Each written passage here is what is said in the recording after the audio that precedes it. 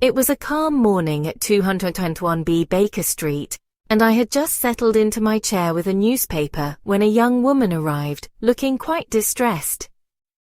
Her name was Effie Monroe, and she had come seeking the help of Sherlock Holmes.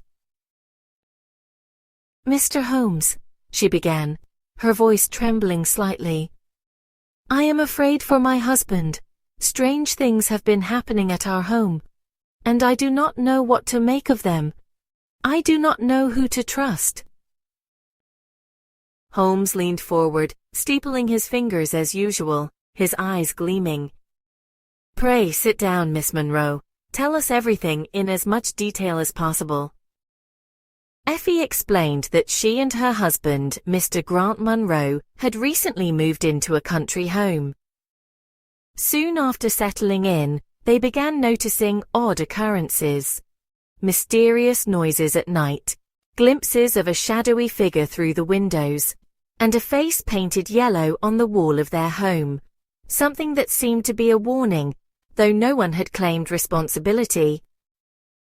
"I am afraid," she said softly, "that someone is trying to frighten us or harm my husband, but I cannot imagine who or why."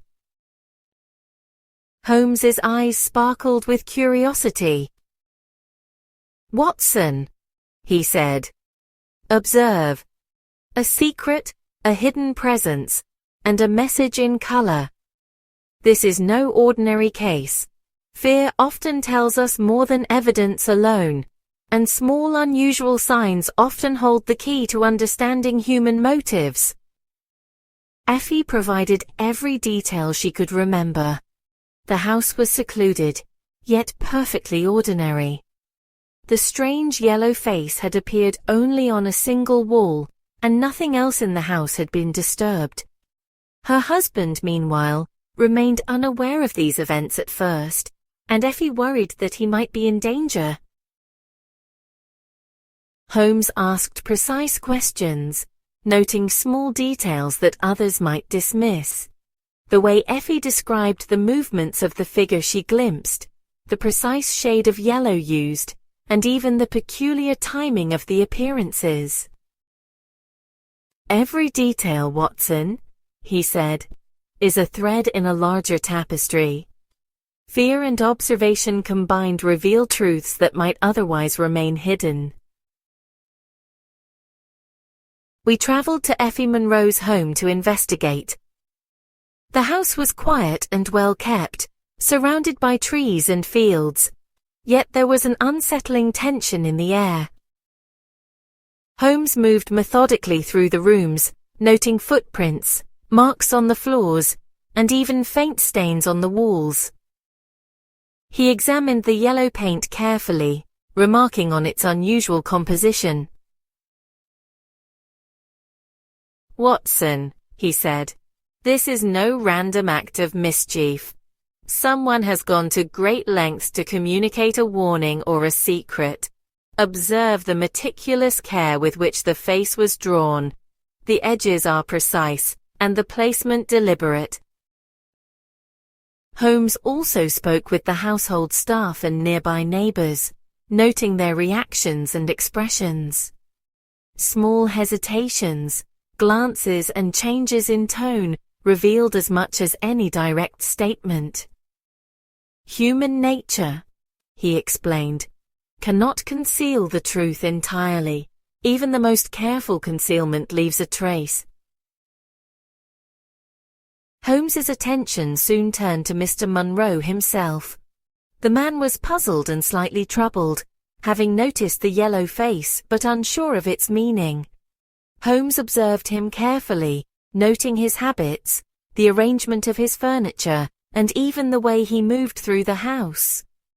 Every detail contributed to a picture of the household's dynamics and revealed the psychological landscape behind the mystery.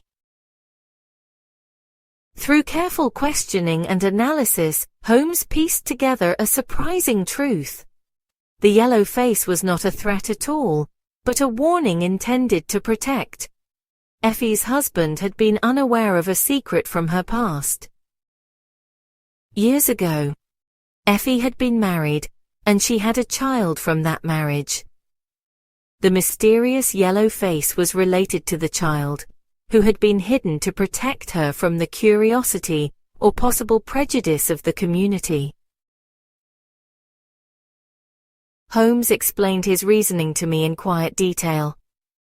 "Watson, observe how appearances deceive. The frightening signs, the yellow face, even the shadows, all point to a human concern, not malice.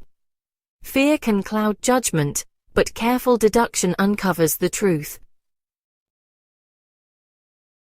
Holmes proposed a plan to reveal the secret without fear or conflict.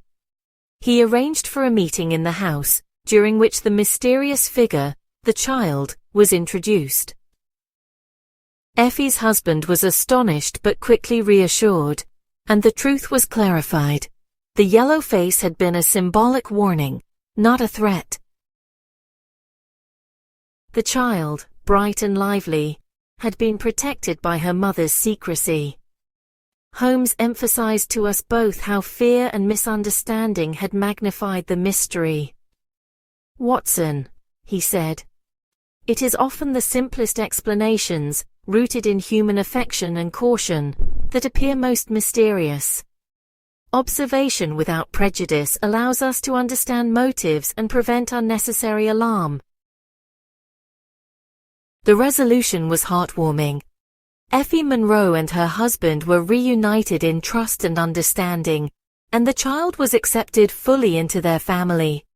Holmes had not only solved the mystery, but had also protected the innocent, showing how deduction and compassion can go hand in hand. Back at 221B Baker Street, Holmes reflected on the case. "Watson," he said, "many mysteries are not crimes at all. They are puzzles of human behavior, fear, and secrecy.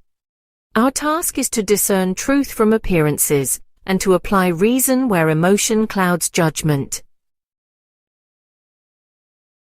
I recorded the adventure with admiration, noting that even in cases where no villain existed, Holmes's powers of deduction and insight into human nature proved invaluable. The yellow face had seemed ominous and threatening, yet the resolution revealed warmth, love, and protection at its core. Once again, the world outside our window remained filled with intrigue, danger, and unanswered questions. Yet for Effie Monroe and her family, thanks to Holmes, clarity and understanding had returned. And as always, I realized that with Sherlock Holmes at my side, no mystery, whether it involves murder, missing treasures, or simply the fear of the unknown, remained unsolvable. 221B Baker Street awaited the next visitor, the next letter, and the next adventure that would test Holmes's intellect and allow his powers of observation to illuminate the truths hidden in shadows.